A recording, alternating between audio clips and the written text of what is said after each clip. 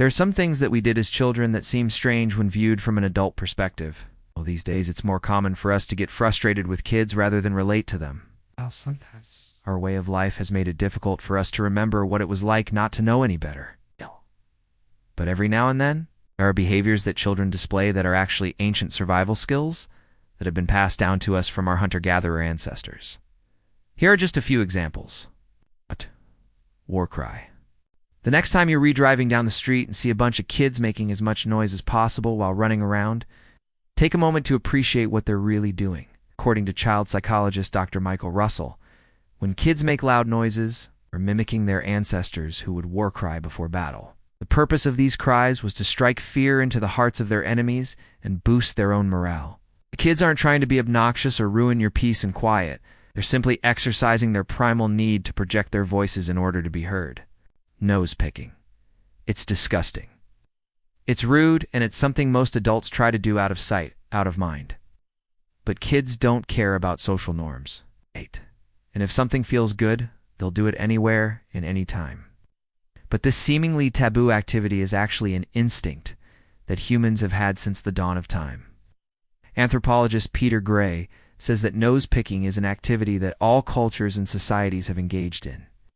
He also says that because our ancestors didn't have facial tissue or handkerchiefs, they used their fingers to remove mucus, dead skin, and other debris from their noses. This is still true today in many parts of the world where nose-picking is considered more hygienic than blowing one's nose into a tissue paper.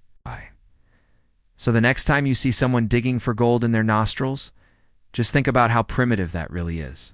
Playing with hair. Most of us remember playing with our hair when we were bored. It seemed to be endless entertainment to pull and tug on our locks and arrange them in different ways. Well, it turns out that this mundane activity is actually a holdover from our distant past. Psychologist Dr. Michael Russell believes that playing with hair gives children sensory stimulation that they seek out during otherwise uneventful days. Back when humans lived as hunter-gatherers, the world was much less stimulating than it is today. There was no TV, internet, or video games, so children had to find their own fun. Playing with their hair could help pass the time and keep little minds off potentially dangerous situations. In addition, he believes that playing with hair could also serve as a form of self-soothing for children.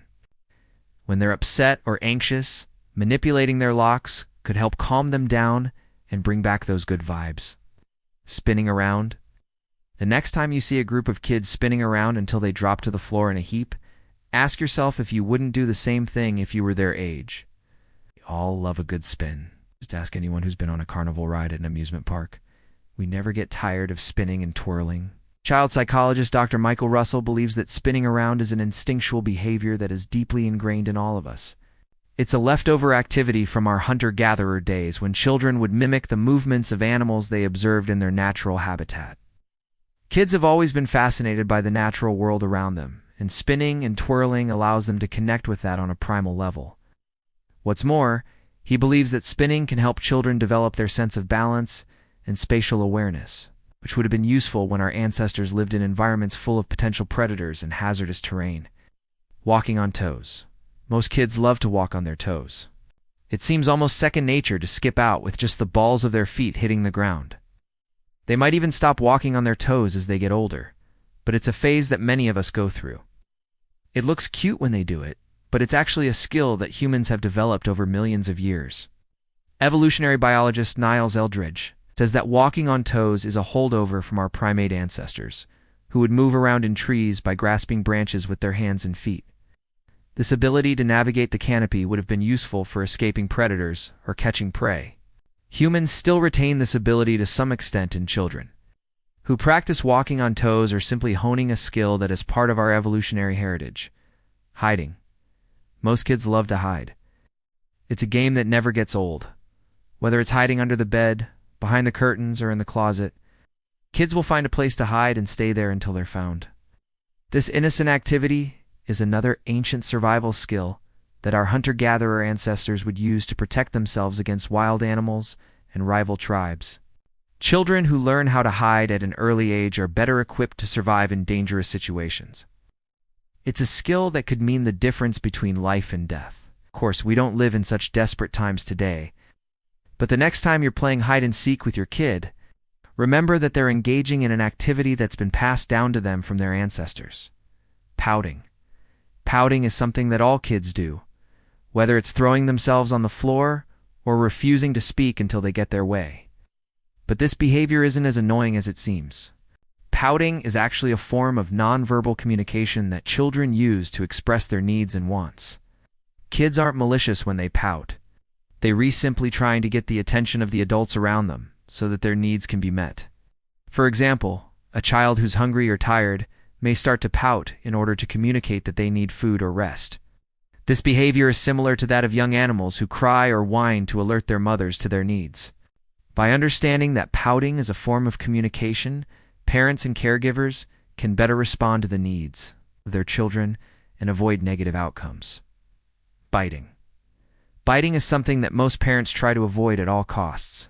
It's dangerous and can cause pain and injury. But kids aren't trying to hurt each other when they bite. They're simply exploring the world around them with their mouths, just like babies explore the world with their hands. Biting is a natural behavior for children who have not yet learned the appropriate ways to interact with others. As children grow older, they learn that biting can be painful, and that it's not an acceptable way to interact with others. But the behavior can persist in some cases, especially when children are frustrated or overwhelmed. Parents and caregivers can help children learn appropriate ways to express their emotions and interact with others, reducing the likelihood that they'll resort to biting when they're upset. Tantrums. Tantrums are something that all parents dread. They're loud, messy, and often completely unpredictable. But tantrums are a normal part of childhood development. They allow children to express their frustration and other big emotions in a healthy way. Tantrums are thought to be a holdover from our primitive past, when our ancestors would use loud noises and dramatic movements to intimidate their enemies and assert dominance. Children who throw tantrums are simply channeling their inner caveman, albeit in a much less effective way. But don't worry, this behavior is perfectly normal and it will pass. Throwing things. Have you ever watched a kid play with a ball?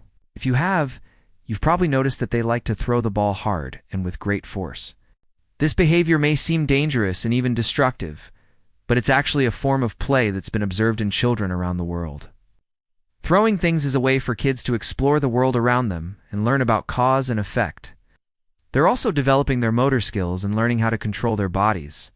Of course, this behavior can be dangerous if children are throwing sharp or heavy objects. But in most cases, throwing things is a normal part of childhood development that should be encouraged.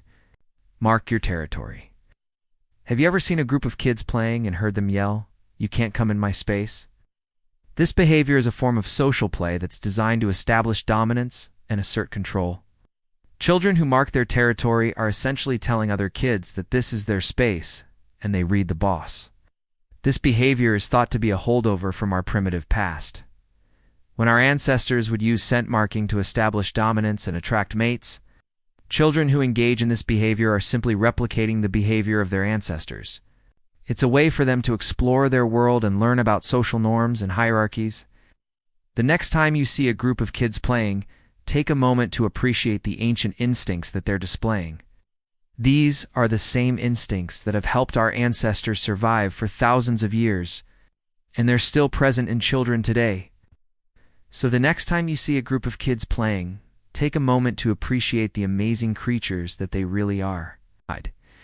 And if you enjoyed this video and want to see more just like it, be sure to check out the next video.